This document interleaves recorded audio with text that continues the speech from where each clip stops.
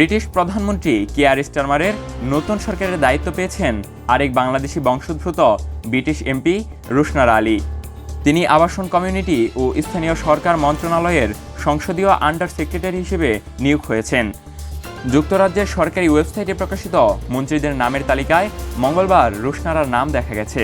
দ্বিতীয় বাংলাদেশি বংশোদ্ভূত হিসেবে যুক্তরাজ্যের নবনির্বাচিত লেবার পার্টির সরকারের অন্তর্ভুক্ত হলেন রুশনারা আলী। এর আগে মঙ্গলবার নতুন সরকারে সিটি মিনিস্টার হিসেবে দায়িত্ব পেয়েছেন টিউলিপ সিদ্দিকী। তিনি জাতির জনক বঙ্গবন্ধু শেখ মুজিবুর রহমানের নাতনি, বঙ্গবন্ধুর ছোট মেয়ে শেখ রেহানার মেয়ে টিউলিপ। গত ৪ জুলাই যুক্তরাজ্যে সাধারণ নির্বাচন অনুষ্ঠিত হয়। নির্বাচনে টানা পঞ্চমবারের মতো জিতেন রুশনারা আলী।